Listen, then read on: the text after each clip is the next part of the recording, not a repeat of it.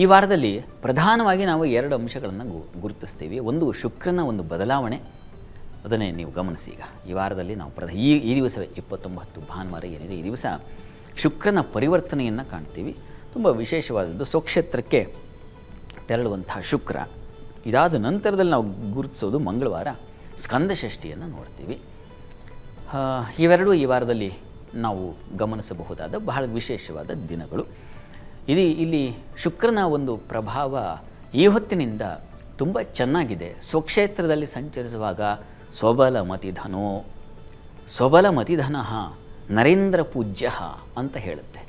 ಅತಿ ಧನಿಯೂ ಆಗಿರ್ತಾನೆ, ಸ್ವಬಲ ದೇಹದ ಬಲವೂ ಬರ್ತದೆ, ತನ್ನ ಶಕ್ತಿಯಿಂದಲೇ ಅವನು ಬೆಳೀತಕ್ಕಂತಹ ಸಾಮರ್ಥ್ಯವನ್ನು ಕೂಡ ಹೊಂದುತ್ತಾನೆ ಅಂತಕ್ಕಂಥದ್ದು. ಸ್ವಕ್ಷೇತ್ರದಲ್ಲಿದ್ದರೆ ಸ್ವಕ್ಷೇ ಅಲ್ಲಿ ಅರ್ಧಂ ಅಂತ ಹೇಳಿದೆ. ವಸ್ತುತಃ ಒಂದು ಗ್ರಹ ತನ್ನದೇ ಮನೆಯಲ್ಲಿದ್ದಾಗ ಒಂದು ಬಲ ಇರ್ತದೆ, ಅದನ್ನು ಕ್ಷೇತ್ರ ಬಲ ಅಂತ ಕರೀತಾರೆ.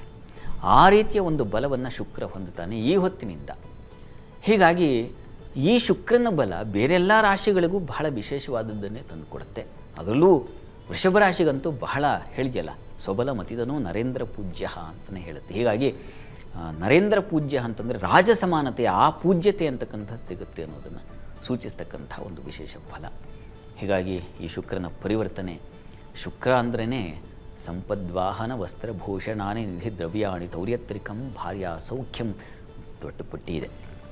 ಅದನ್ನು ವಿಸ್ತರಿಸ್ತಾ ಹೋದರೆ ಅದೇ ಒಂದು ಸಂಚಿಕೆ ಆಗುತ್ತೆ. ಇರಲಿ, ಅಂತೂ ಅವನು ಸುಖಕ್ಕೆ ಬೇಕಾಗಿರತಕ್ಕಂತಹ, ಸಂತೋಷಕ್ಕೆ ಬೇಕಾಗಿರತಕ್ಕಂತಹ ನಮ್ಮ ಬದುಕಿನ ಮನುಷ್ಯನಿಗೆ ಈ ದೈಹಿಕವಾಗಿ ಮತ್ತು ಮಾನಸಿಕವಾಗಿ ಎರಡೂ ಬಗೆಯ ಸುಖ ಸಮಾಧಾನ ಸಂತೋಷಗಳನ್ನು ಹರಡ್ತಕ್ಕಂಥವನು, ನಮ್ಮ ಹೃದಯದಲ್ಲಿ ಆ ಸುಖದ ಬಿತ್ತನೆ ಬೀಜವನ್ನು ಬಿತ್ತನೆ ಮಾಡ್ತಕ್ಕಂಥವನು ಶುಕ್ರನಾಗಿದ್ದಾನೆ.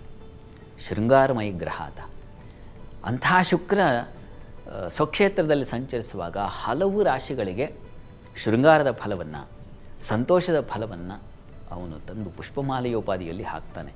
ಹೀಗಾಗಿ ಅಂತಹ ರಾಶಿಗಳು ಯಾವ್ಯಾವುದೋ ನಾವು ಗಮನಿಸ್ತಾ ಹೋಗೋಣ. ಅಂತೂ ಈ ವಾರದಲ್ಲಿ ನಾವು ಈ ಒಂದು ವಿಶೇಷ ಫಲವನ್ನು ಕಾಣ್ತೀವಿ. ಸ್ಕಂದ ಷಷ್ಠಿ ಬಹಳ ಪ್ರಧಾನವಾದದ್ದು. ಆ ದಿವಸ ನಾವು ಸುಬ್ರಹ್ಮಣ್ಯನ ಆರಾಧನೆಗೆ ವಿಶೇಷತೆ, ಅದರ ಒಂದು ಆಚರಣೆ ಹೇಗೆ ಇತ್ಯಾದಿನೆಲ್ಲ ನಾವು ಮಂಗಳವಾರ ದಿವಸ ನಮ್ಮ ಜಾತಕ ಫಲದಲ್ಲಿ ನೋಡೋಣ.